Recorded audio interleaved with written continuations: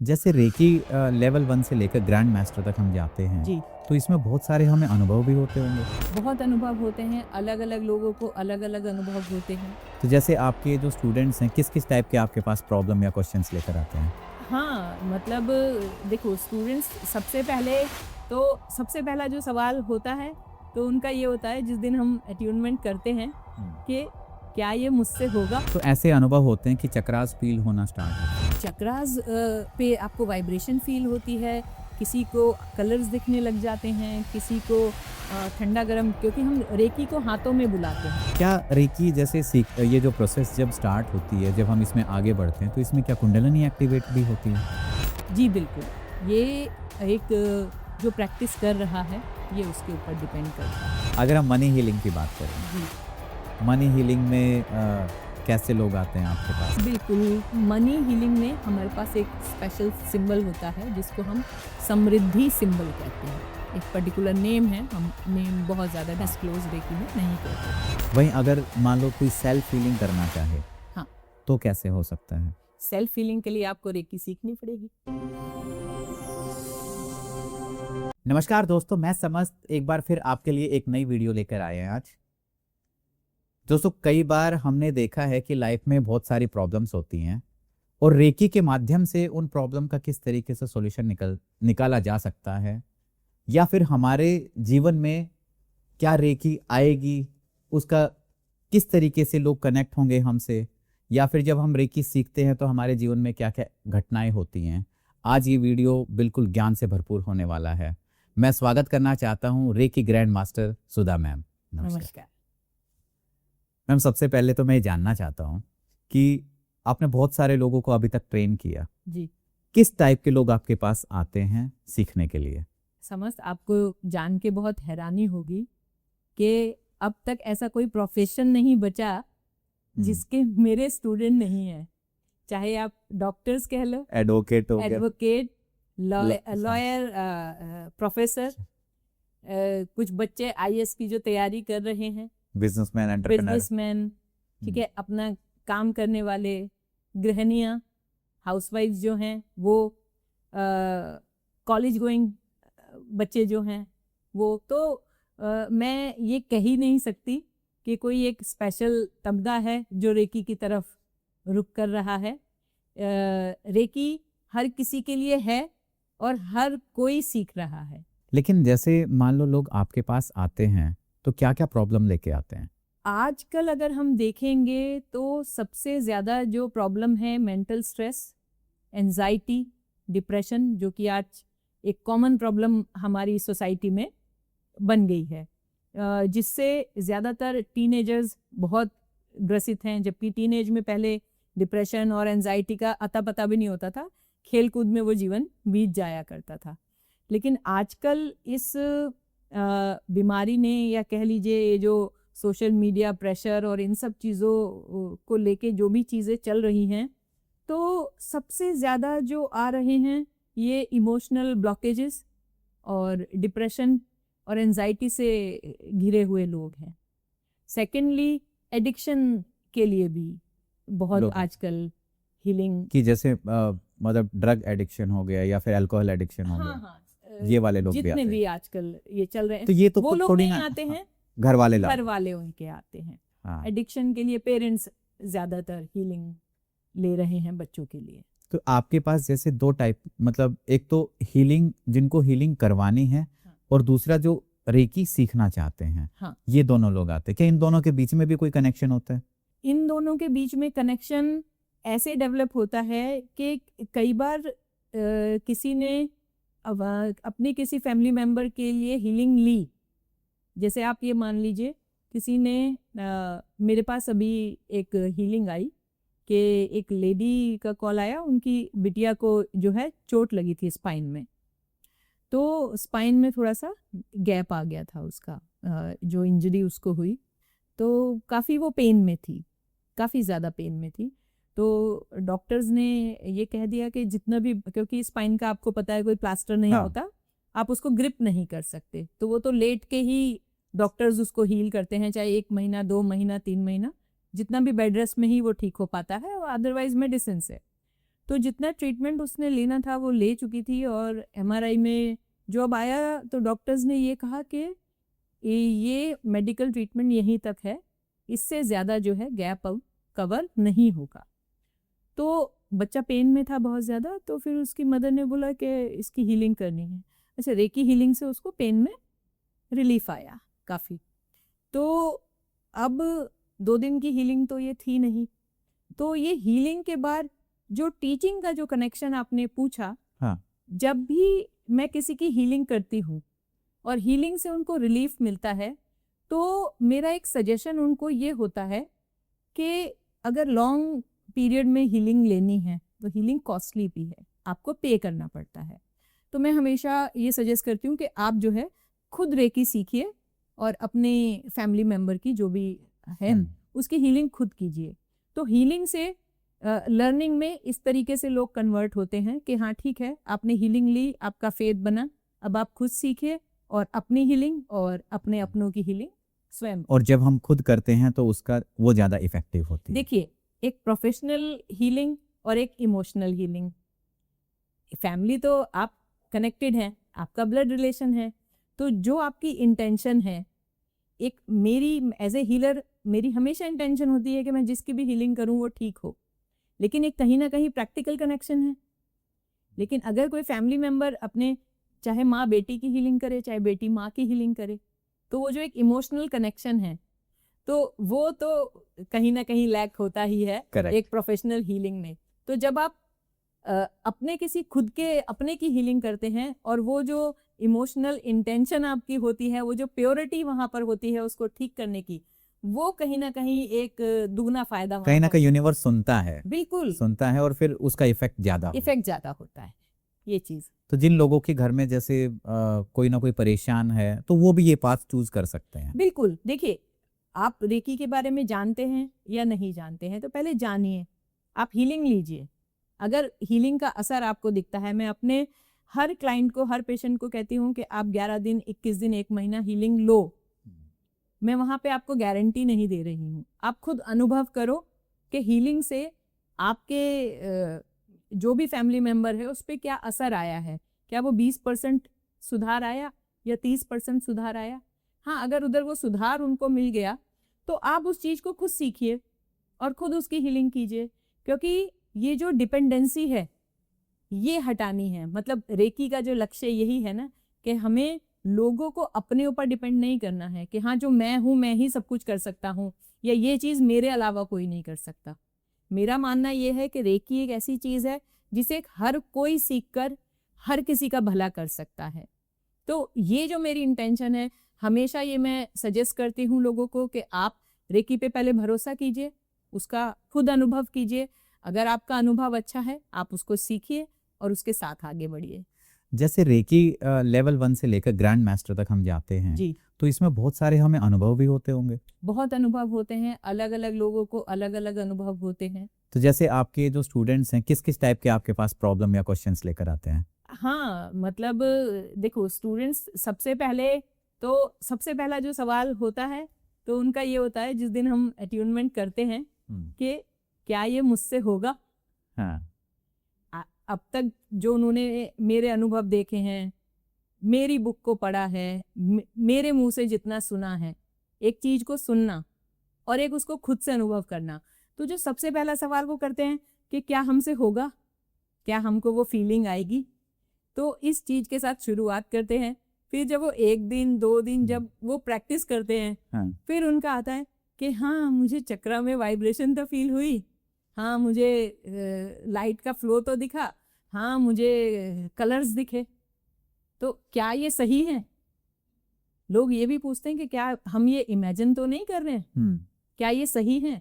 तब भी मैं उनको उन्हीं पर छोड़ती हूँ कि अगर आपको लग रहा है आपकी इमेजिनेशन है तो भी अच्छी है, अगर आपको लग रहा है वाकई आपको अनुभव हो रहे हैं तो भी अच्छा है। आपने सिर्फ फ्लो के साथ चलते चले जाना है, अपनी प्रैक्टिस नहीं रोकनी है। हाँ, उस भरोसे को आपने मेंटेन रखना है जो आपने रेकी सीखते वक्त किया है।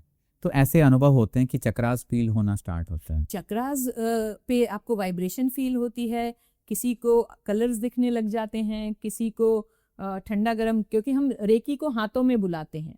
तो सबसे पहला जो अनुभव किसी भी स्टूडेंट का होता है वो हमेशा हाथों में ठंडा गरम फील होना, वाइब्रेशन होना, एक हैवीनेस आ जाती है हाथों में। तो सबसे पहला अनुभव ही हाथों से शुरू होता है। हाथों से शुरू होके फिर वो आपके चक्रास पे जाता है। किसी को बहुत जल्दी अनुभव होता है तो किसी को थर्ड आई पे वाइब्रेशन शुरू हो जाती है। किसी को हीलिंग करते वक्त हाथ से एनर्जी का फ्लो ही वो सबको अलग अलग है।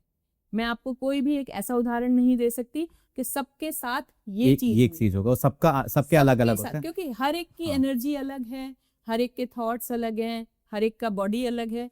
तो वो और एनर्जी जो है वो किस फॉर्म में आपको अपना एहसास कराती है वो एनर्जी के ऊपर है। क्या रेकी जैसे ये जो प्रोसेस जब स्टार्ट होती है, जब हम इसमें आगे बढ़ते हैं, तो इसमें क्या कुंडलिनी एक्टिवेट भी होती है?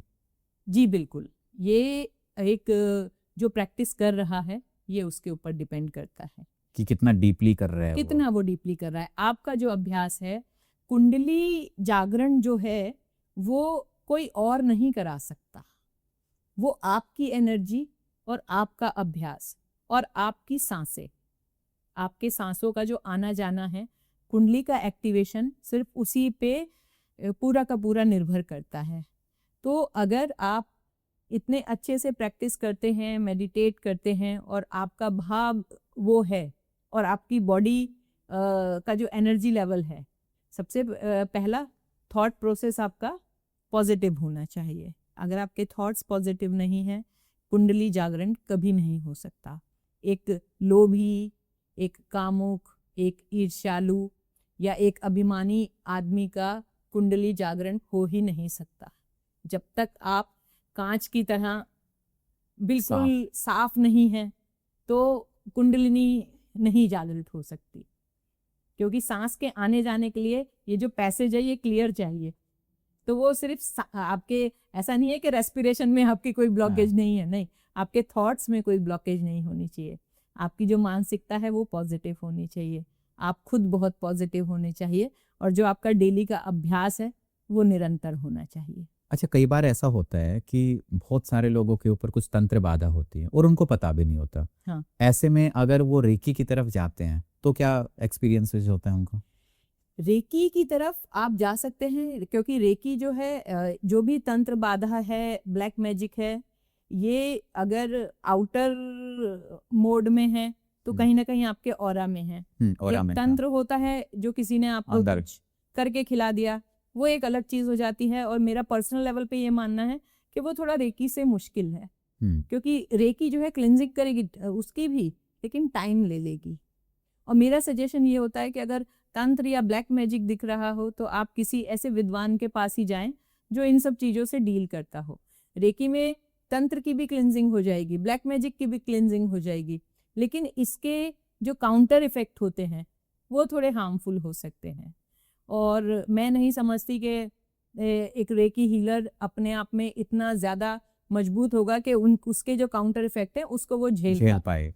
तो इसलिए बेटर है कि किसी एक एक्सपर्ट के पास है कि जब हम स्कैनिंग करें और ब्लैक मैजिक दिख रहा है या हमें तंत्र दिख रहा है तो हम उन्हें बोलें कि किसी तांत्रिक या आप ऐसे किसी, पर जब वो स्टार्ट करेंगे उनको फील होने लग जाता है। एक अच्छा हीलर, मैं सबको नहीं कहती क्योंकि एक दो बार ऐसा हो चुका है कि लोगों को काउंटर इफेक्ट हुए और वो परेशान हुए हैं इस चीज़ से, क्योंकि ऑन द स्पॉट आपको समझ में भी नहीं आता कि आपके साथ हो क्या रहा है।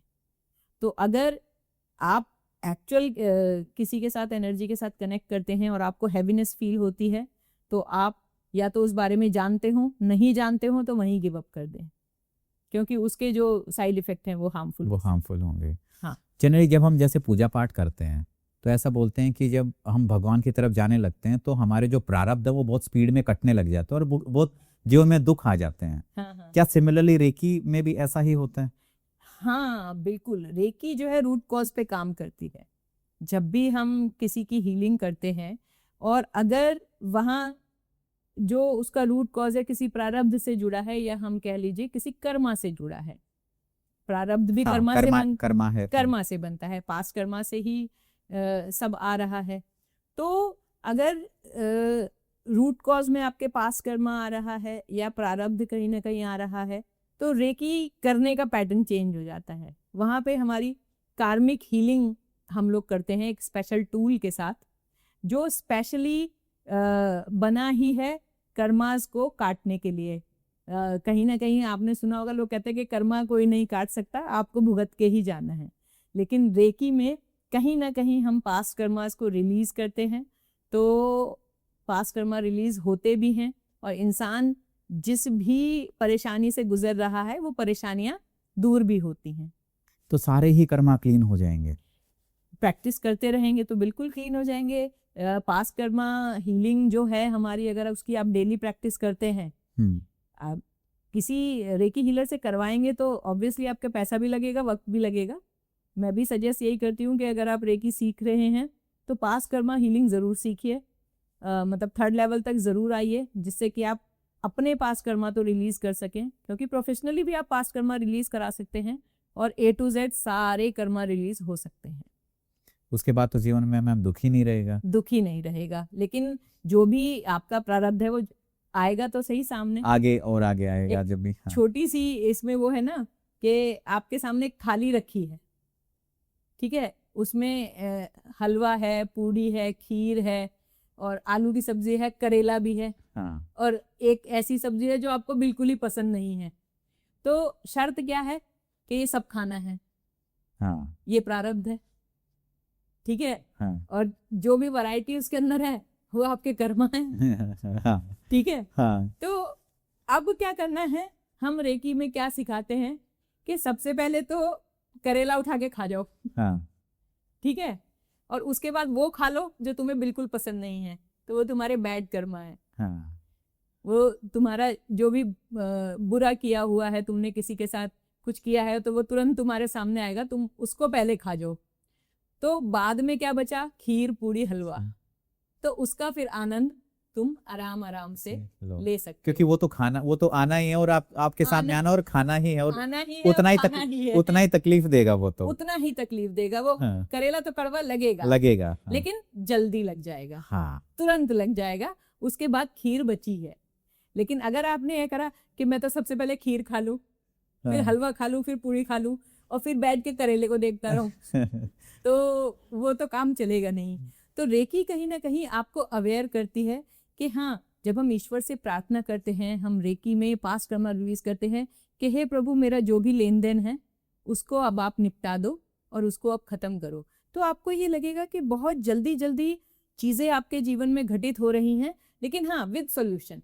हाँ। परेशानी आएगी कि लोग आ रहे हैं, परेशान हो रहे हैं आप, लेकिन सॉल्यूशन भी मिल रहा है। सॉल्यूशन भी मिल जा रहा है, आप एक चीज से निकल जा रहे हैं, आपके रास्ते ब्लॉक नहीं होंगे और ये हर्डल्स दिखेंगे, परेशानियां आएंगी, जल्दी जल्दी जाएंगी, लेकिन जो बाद की बची आपकी जर्नी है वो थोड़ी सी खीर, पूड़ी, हलवे के साथ निकल जाएगी। हाँ। तो ये होता, तो जैसे हमने कार्मिक हीलिंग की बात की, ऐसे लव रिलेशनशिप की बात करें तो उसमें भी लोग हीलिंग के लिए आते होंगे? बहुत लोग आते हैं, आधी से ज्यादा। आप ये मान के चलो, हमारे पास 80% कॉल्स आती हैं कि गर्लफ्रेंड चली गई, बॉयफ्रेंड चला गया, वापस आएगा कि नहीं आएगा, या हमें तो ये ही चाहिए। तो यहाँ कभी कभी क्या होता है, हीलिंग तो हम करते ही हैं, जैसे कि अभी 1 महीना एक की हीलिंग करी। मैं हमेशा साथ में काउंसलिंग भी ज़रूर करती हूँ। अगर आप लव रिलेशनशिप हीलिंग के लिए आए हो तो मैं लोगों को हमेशा समझाती हूँ कि देखो, हम ट्राई करेंगे, हीलिंग करेंगे, लेकिन कुछ ना कुछ नियति भी होती है। आप अगर किसी को चाहते हो जीवन में, आप उसके लिए कोशिश कर सकते हो, लेकिन अगर वो आपकी किस्मत में है ही नहीं तो वो आपको कैसे मिलेगा। उसके लिए हम कितनी ही हीलिंग कर लें, कोशिश हम ज़रूर करते हैं किसी भी चीज़ के लिए। कोशिश करने के बाद भी कुछ नहीं हुई तो हमें कहीं ना कहीं वहाँ पे सरेंडर करना होता है कि हे प्रभु, जो तेरी इच्छा। आप किसी चीज़ के पीछे भाग रहे हो, आपके लिए व्यवस्था कुछ और हो रखी है, तो उस व्यवस्था को भी कहीं ना कहीं समझना होता है। कई लोग समझ जाते हैं इस चीज़ को, कई लोग फोर्सफुली के नहीं, आप हीलिंग कीजिए, हमें तो वही चाहिए, वही चाहिए, वही चाहिए। हम लोग भी हीलिंग कर रहे हैं। हीलर समझ जाएगा इस चीज़ को कि ये चीज़ नहीं मिलनी है, लेकिन जो कराने वाला है वो नहीं समझता। लेकिन हाँ, एक ना एक दिन वो भी थकता ही है। लव रिलेशनशिप के लिए बहुत लोग आते हैं और रिलेशनशिप अच्छे भी होते हैं जहाँ सुधार मुमकिन है, तो जब हम रेकी हीलिंग शुरू करते हैं तो जो भी उन लोगों के बीच में आप समझ लो मिसअंडरस्टैंडिंग्स हैं, अगर आपस में एक दूसरे के थॉट्स नहीं मिल पा रहे हैं, तो वो कहीं ना कहीं एक दूसरे को अच्छे से समझ पाते हैं, एक दूसरे के साथ रहना उनको अच्छा लगने लग जाता है, और जो भी टाइम एक दूसरे के साथ बिताते हैं वो एक क्वालिटी टाइम में डेवलपमेंट वहाँ पे उन लोगों को दिखती है। तो जब भी रिलेशनशिप हीलिंग होती है तो कहीं ना कहीं रिश्तों में एक पॉजिटिव सुधार आता ही है। ये देखा गया, आपने बिल्कुल, देखा है। बिल्कुल। ऐसा भी केस होता होगा ना कि जैसे लेट्स से कोई लड़का चला गया, हाँ। वो लड़की चाहती है कि वो लड़का उसकी लाइफ में वापस आए, पर होता ये है कि वो लड़का अगर वापस आया तो उसकी लाइफ में, लड़की की लाइफ में और प्रॉब्लम आएगी। हाँ, और बिल्कुल। तो अब लड़की अगर जा रही है और जबरदस्ती उस लड़के को वापस लेके आ रही है, तो इसमें हीलर के कर्मास खराब नहीं होंगे? हीलर के नहीं, हीलर की ड्यूटी ये बनती है कि उसको क्लैरिटी के साथ सब बता दे। हम किसी की रिलेशनशिप हीलिंग कर रहे हैं, हमें पता है कि इसका साथ अच्छा नहीं है, तो आपको सिर्फ पैसे के लिए सिर्फ हीलिंग नहीं करनी है कि हाँ भाई हमारे पास ये आपका बैड कर्मा ऐड हो जाएगा। लेकिन अगर आप उस लड़की को ये सजेस्ट करेंगे कि बेटा ये वापस तो आ जाएगा, लेकिन आपकी लाइफ जो है वो खराब हो जाएगी, अब आप बताओ आप क्या चाहते हो? आप उस खराब लाइफ के साथ उसको चाहते हो या फिर एक अच्छी लाइफ चाहते हो उसके बगैर? तो इतनी क्लैरिटी एक हीलर में हमेशा होनी चाहिए कि अगर उसको कुछ एहसास हो रहा है किसी के भी रिलेशनशिप का कि ये रिलेशनशिप टिकेगा कि नहीं टिकेगा, सिर्फ हीलिंग करने के लिए और पैसा कमाने के लिए हीलिंग ना की जाए। क्लैरिटी, चाहे आपको किसी की फिजिकल हीलिंग करनी है और आपको पता है कि ये इंसान ठीक नहीं होगा रेकी से, लेकिन आप 4 महीने तक उसके साथ पैसे लेके टाइम पास करोगे तो आपका कर्मा जुड़ेगा। कर्मा करे। और यही आई थिंक ये कुछ एक्सपीरियंसेस फिर लोगों को होंगे कि अगर लव रिलेशनशिप की हीलिंग कर रहे हैं और उसमें कुछ पॉजिटिव आना है, तो कुछ ऐसे वैलिडेशन भी तो उन्हें मिलेंगे। बिल्कुल मिलेगा, बिल्कुल मिलेगा, क्योंकि हीलिंग अपना जो प्रभाव है वो हफ्ते भर में दिखा देती है। और बहुत ज़्यादा लंबा टाइम लिया तो 11 दिन से 21 दिन लगते हैं आपको किसी भी चीज़ की हीलिंग के रिजल्ट पाने में। तो अगर उतना पेशेंस आपके अंदर है, देखिए यहाँ 2 तरह से काम चल रहा है ना, एक जो हीलिंग कर रहा है उसका बिलीफ सिस्टम और उसकी अवेयरनेस, प्लस जो हीलिंग ले रहा है उसका बिलीफ सिस्टम और उसको भी तो अवेयरनेस चाहिए। कोई भी चीज़ आप जिद से नहीं पा सकते। एक चीज़ आपकी किस्मत में है नहीं है, आपका किसी को चाहना एक अलग बात है, वापस इसका आपको चाहना वो एक अलग चीज है। तो अगर ये डिफरेंस आपको समझ आ जाए कि हमें उसके पास जाना है जो हमें प्यार करता है, हमें उसके पीछे नहीं भागना है जिसको हम प्यार कर रहे हैं, तो अगर ये थोड़ी सी सूझबूझ लोगों में आ जाए तो कम ही लोग रिलेशनशिप हीलिंग करवाएंगे। अगर हम मनी हीलिंग की बात करें जी, मनी हीलिंग में कैसे लोग आते हैं आपके पास में और उसका रेकी से कैसे समाधान होता है? बिल्कुल। मनी हीलिंग में हमारे पास एक स्पेशल सिंबल होता है जिसको हम समृद्धि सिंबल कहते हैं। एक पर्टिकुलर नेम है, हम नेम बहुत ज़्यादा डिस्क्लोज रेकी में नहीं करते हैं। तो उसकी हीलिंग हम जिसको भी देते हैं, क्राउन चक्रा के थ्रू हम उसको हीलिंग देते हैं। तो वो इंसान जिस भी प्रोफेशन में है, अगर वो जॉब में है तो उसकी जॉब में बेटरमेंट होता है, अगर वो किसी व्यापार में है, कोई बिजनेस में है, तो कहीं ना कहीं उसका बिजनेस एनहेंस होता है। मींस आपके जो मनी गेनिंग के सर्कमस्टेंसेस हैं, जहाँ से भी पैसा आ रहा है, जॉब से आ रहा है, तनख्वाह से आ रहा है, कारोबार से आ रहा है, उन चीज़ों में बढ़ावा होता है। तो रेकी मनी हीलिंग जब करती है तो ऐसा नहीं है कि रातों रात आपका कोई पेड़ हिला और सारे नोट नीचे आ गए, नहीं। रेकी परिस्थितियों को अच्छा बनाती है, रेकी आपके मनी सर्कमस्टेंसेस को बैलेंस करती है, वो आपका उन लोगों के साथ कनेक्शन बनाती है जो पैसा बढ़ाने में आपके मददगार हों। तो जब भी हम मनी हीलिंग करते हैं, कॉर्पोरेट्स में बहुत लोग हीलिंग कराते हैं, मंथली हीलिंग कराते हैं कि जो भी उनके काम धंधे चल रहे हैं वो स्मूथली चलते रहें और धीरे धीरे चीज़ें बढ़ती रहें।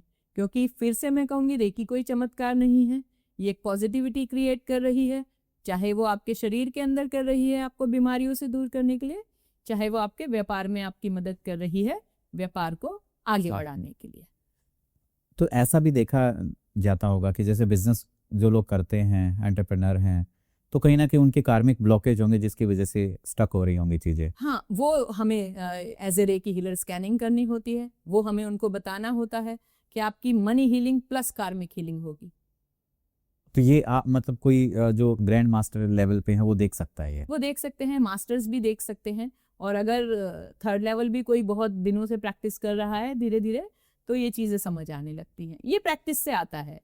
ये रेकी में स्कैनिंग के जितने भी पैटर्न्स हैं वो धीरे धीरे डेवलप होते हैं। ये कोई टेक्निक नहीं है कि आपने आज मास्टरशिप किया और कल से आप स्कैनिंग करने लग गए।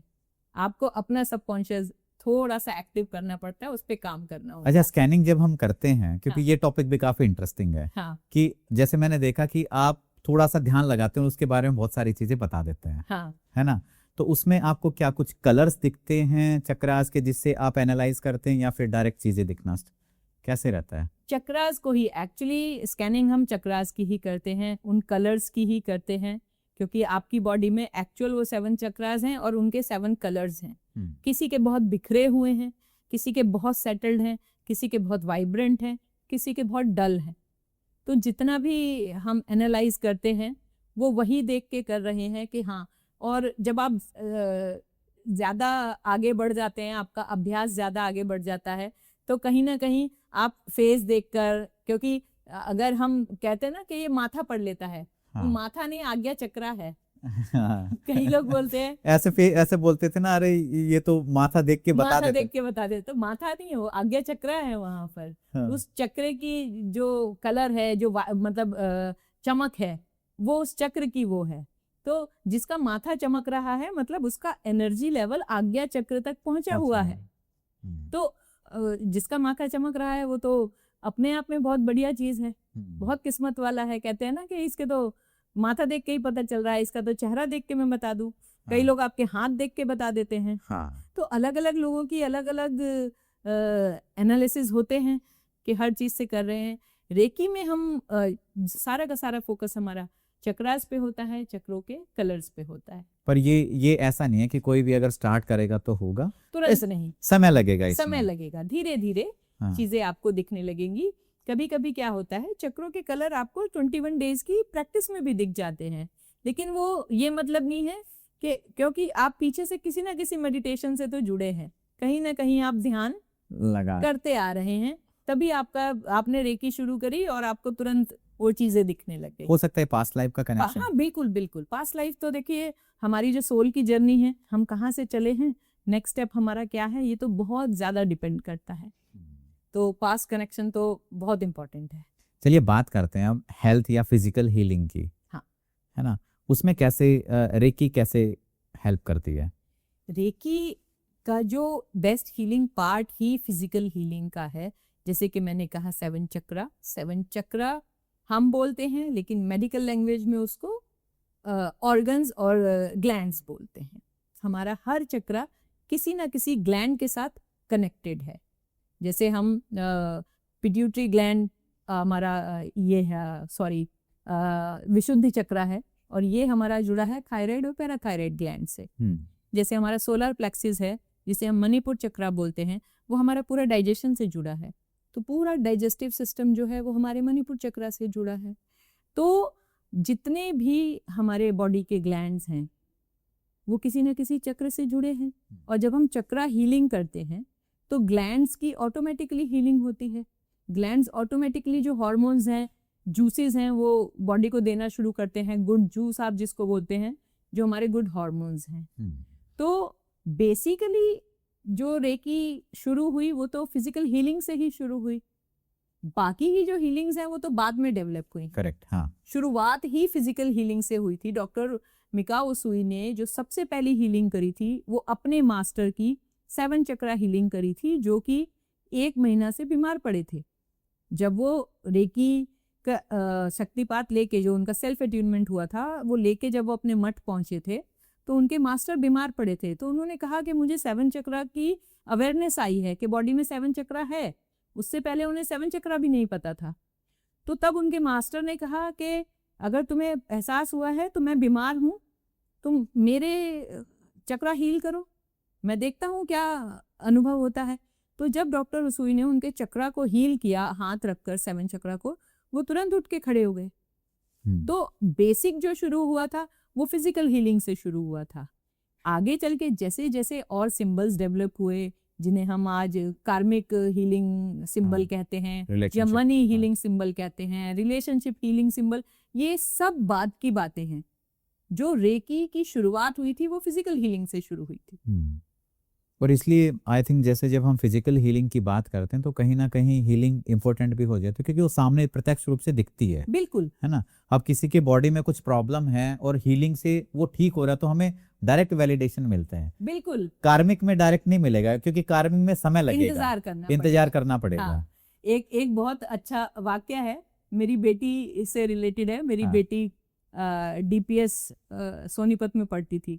तो मैं हीलर हूँ, तो बच्चों का भी अट्यूनमेंट मैंने कर ही रखा था।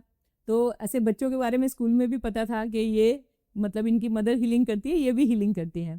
तो मेरी बेटी के मैथ्स टीचर थे, तो उन्होंने उसको बोला कि बेटा मैंने सुना है कि आप रेकी हीलिंग करते हो। तो उसने कहा सर हाँ मैं करती हूँ।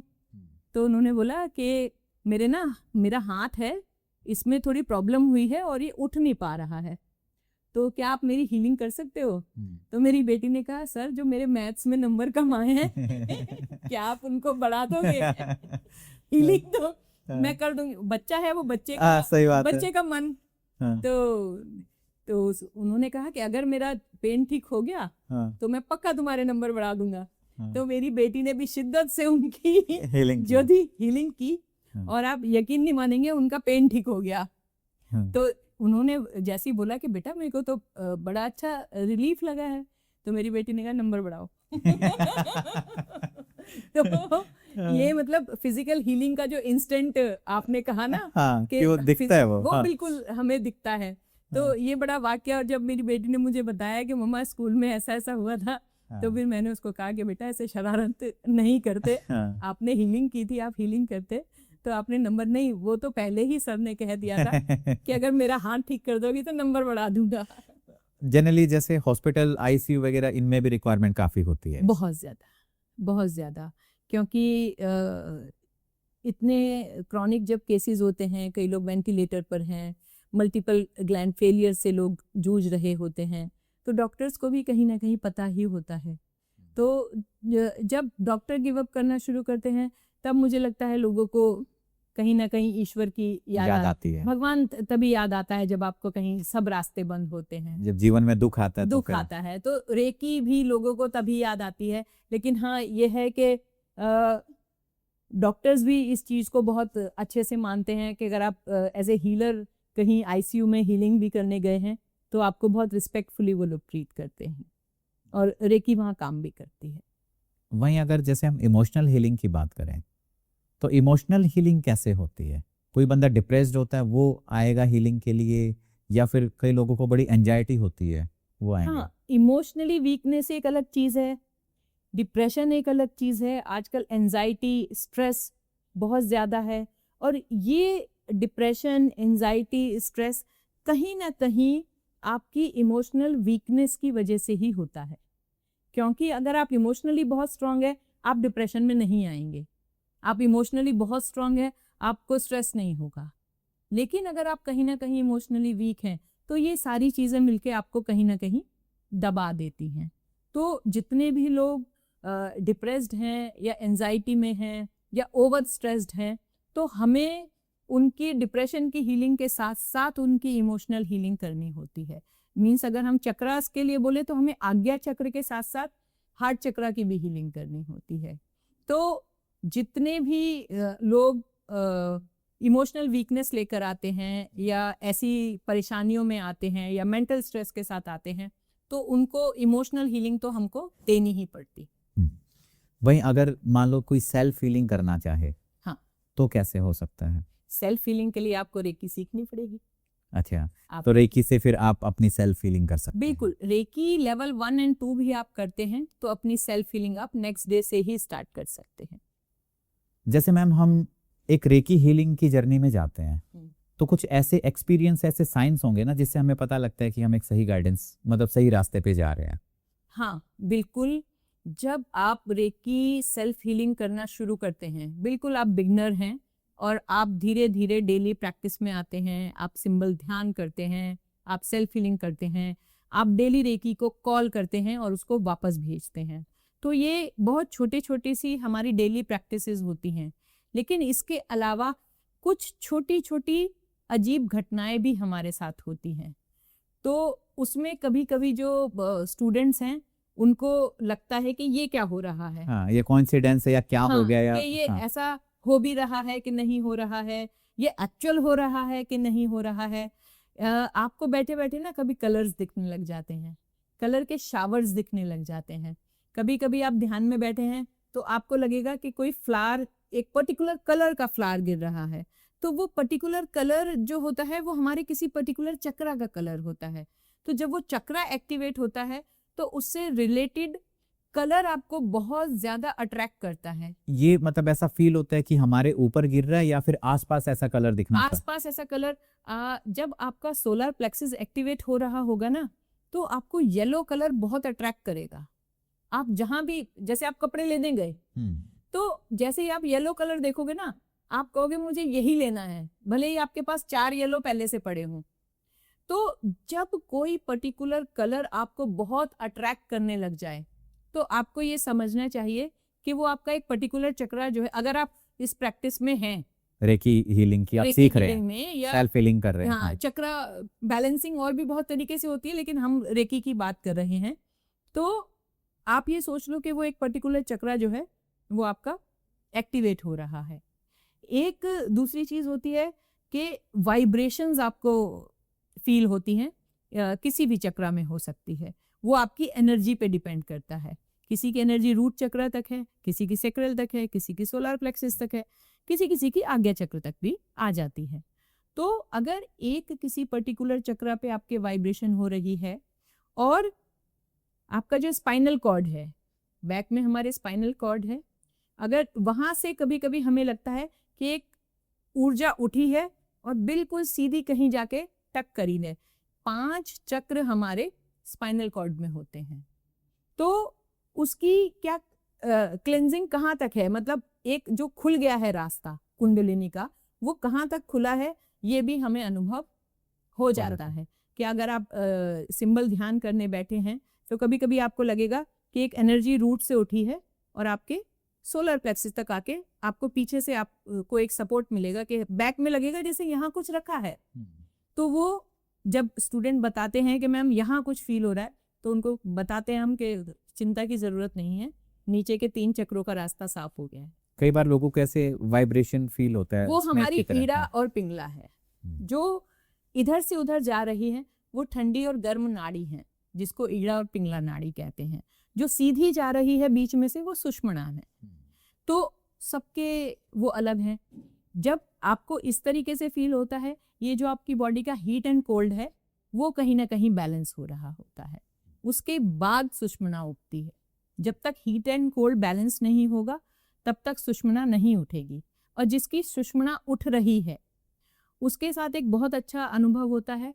उसको एक सांस में कहीं ना कहीं एक सुगंध आती है, और अगली सांस में अगर आप खोजोगे तो वो नहीं मिलेगी। तो वो जो सुगंध है, वो कस्तूरी की सुगंध होती है, जो एक्चुअल हमारी सुषुम्ना कुंडलिनी की सुगंध है। अच्छा। तो जब हमारी कुंडलिनी एक्टिवेट होती है, थोड़ी बहुत भी हिलती है, अगर वो ऊपर की तरफ उठ रही है, तो वो हवा के एक झोंके के साथ आती है एक सांस, और वो आप फिर खुशबू ढूंढते हो अपने आसपास के, वो मतलब क्या रखा है यहाँ, कुछ रखा है। मेरे पास से तो कोई गुजरा भी नहीं, लेकिन खुशबू मैंने तो कोई परफ्यूम वगैरह नहीं लगाया। हाँ। या मेरा परफ्यूम तो ऐसा नहीं है, अगर लगाया भी है तो ये तो मेरा परफ्यूम नहीं है। तो ये जो अनुभूतियां हैं सारी की सारी, ये एक जो रेकी प्रैक्टिस कर रहा है इंसान, उसको ये बताती हैं कि आप कहीं ना कहीं सही रास्ते पे जा रहे हो, आपकी प्रैक्टिस बहुत अच्छी चल रही है, और आप रेकी मेडिटेशन के रास्ते में आगे बढ़ रहे हो। जो बिगनर्स हैं, स्टूडेंट्स हैं, इसीलिए एक मास्टर की ज़रूरत होती है, क्योंकि आप कंफ्यूज हो जाते हो कभी कभी कि ये हो भी रहा है, नहीं हो रहा है, ऐसा होता है या नहीं होता है, कहीं मैं पागल तो नहीं हो गया। कभी कभी ऐसा भी होता है ना कि यार मेरा तो दिमाग चल गया, मेरे साथ तो ऐसी ऐसी चीजें हो रही हैं। तो यहीं आपको एक मास्टर की जरूरत पड़ती है कि हाँ ये जो भी हो रहा है ठीक हो रहा है। क्योंकि मेरे साथ ये खुद अनुभव हो रखा है, जब मैंने रेकी शुरू करी थी तो वो मुझे खुशबू आनी शुरू हो गई थी और मैं उस खुशबू को ढूंढती रहती थी कि कहाँ से आ रही है, कहाँ से आ रही है। तब मेरे मास्टर ने मुझे ये बताया था कि बेटा कहीं से नहीं आ रही, अंदर से आ रही अंदर है। से आ रही है। एनर्जी फ्लो भी फील होता होगा। एनर्जी का फ्लो बहुत अच्छा फील होता है जब आप सेल्फ हीलिंग करते हैं। तो बॉडी के जिस पार्ट को हीलिंग चाहिए, कभी हो सकता है आपके कंधे में दर्द हो, कभी हो सकता है आपके घुटने में कुछ परेशानी हो रही हो, बॉडी का कोई भी पार्ट कभी भी एनर्जी मांग सकता है। तो जब हम सेल्फ हीलिंग करते हैं और हाथ उस पर्टिकुलर पार्ट पे रखते हैं तो जो एनर्जी निकलती है, उसका जो फ्लो आपको फील होता है, उससे आपको समझ में आता है कि यहाँ एनर्जी चाहिए। तो ये सारी अनुभूतियां जो है एक बिगनर को हमेशा होती हैं। कुछ ऐसा भी होता होगा कि पॉजिटिव लोग या फिर लाइफ में पॉजिटिविटी बहुत आ जाती है। पॉजिटिविटी आपकी बढ़ेगी, आपके आसपास पॉजिटिव लोग इकट्ठा होना शुरू हो जाएंगे। आपके चेहरा जो है ना वो एक चमक से भर जाएगा। लोग आपको पूछने लगेंगे कि आजकल स्किन केयर में क्या कर रहे हो। एक स्माइल होती है जो हमेशा आपके चेहरे पे रहेगी। तो लोग पूछेंगे भाई अपनी खुशी का राज बताओ। तो ये कोई खुशी का राज नहीं, सब रेकी है। जानवर जो हैं, जानवर आपसे अट्रैक्ट होंगे। जिन जानवर्स को हीलिंग चाहिए होगी ना, चाहे गाय है चाहे कुत्ते हैं, ये लोग हीलर्स को पहचानते हैं, इनकी सिक्स सेंस होती है। तो ये आपके पास आ जाएंगे क्योंकि उनको पता है कि यहाँ से हमें हीलिंग मिलेगी, एनर्जी मिलेगी, हीलिंग एनर्जी मिलेगी। और जब किसी को भी रेकी की जरूरत होगी, किसी जानवर या इंसान की मैं बात नहीं कर रही, इंसान को तो हम कहते हैं कि सामने से मांगे तभी आप रेकी दो, क्योंकि इंसान के अंदर बहुत सारे फैक्टर हैं। लेकिन ये जो बेबोलते जानवर हैं, ये तो बिल्कुल निश्चल हैं, निष्काम लोग होते हैं। हाँ। तो ये आपके साथ अट्रैक्ट होते हैं और जब भी आपके पास ये आके बैठेंगे आपको अंदर से ही फील हो जाएगा कि इनको क्या चाहिए। और अगर आप उनको थोड़ी सी भी हीलिंग देंगे, ये तुरंत हीलिंग लेके उठ के चले जाएंगे। तो ऐसे बहुत से अनुभव मेरे, जब रेकी मैंने शुरू की थी तो घर के आगे मेरे गाय आके बैठ जाती थी, कुत्ते आके बैठ जाते थे, तो मैं ऊपर बालकनी से ही उनको हीलिंग देती थी और वो आराम से उठ के चले जाते थे। तो ये जब आप रेकी हीलिंग करना शुरू करते हैं, शुरू की जर्नी में ऐसे बहुत सारे अनुभव आपको होते हैं। पेड़ों को भी हीलिंग चाहिए होती है। पेड़ों को भी हीलिंग चाहिए, बिल्कुल। पेड़ों को हीलिंग लगती भी बहुत अच्छी है। आपने कितने हमारे देश में सुने होंगे ना कि ये पेड़ उस संत ने जागृत कर दिया, ये पेड़ सूख गया था और महाराज जी ने इस पे जल डाल दिया और ये फिर से जी उठा। तो वो सब रेकी है, वो सब कुछ रेकी है। अगर आपके घर के अंदर कोई पौधा है और देखोगे आप थोड़ा बहुत मुरझा रहा है, उसको आप खाद पानी के साथ साथ हीलिंग दीजिए। और तो ये हीलिंग कोई आम आदमी भी दे सकता है या फिर जो सीख रहा है वही? नहीं, हीलिंग आप सीख के दे सकते हैं। तो इसके लिए सीखना जरूरी है। अपने पॉजिटिव थॉट्स किसी को भी दे सकते हैं, अपने भाव दे सकते हैं, अपनी प्रार्थनाएं दे सकते हैं।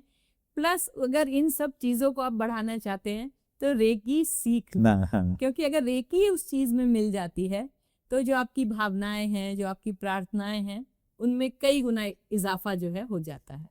ठीक है, तो फिर इस पॉडकास्ट को फिर इसी नोट पे यहीं एंड करते हैं। बिल्कुल, है ना। तो उम्मीद है दोस्तों आपको ये जानकारी अच्छी लगी होगी। इस वीडियो में हमने जाना कि हीलिंग किस किस तरीके से होती है, क्या क्या हीलिंग के टाइप्स हैं, और सबसे ज़्यादा जो इम्पोर्टेंट है जो हमने कवर किया कि इसके अंदर क्या, जब आप एक रेकी हीलिंग की जर्नी में होते हैं तो उसमें आपको क्या क्या एक्सपीरियंसेस होते हैं।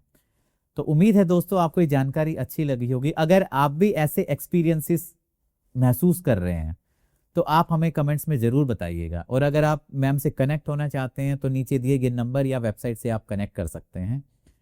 तब तक बने रहिए हमारे साथ और इस वीडियो को अपने दोस्तों और परिवार के साथ जरूर शेयर कीजिएगा। धन्यवाद। नमस्कार।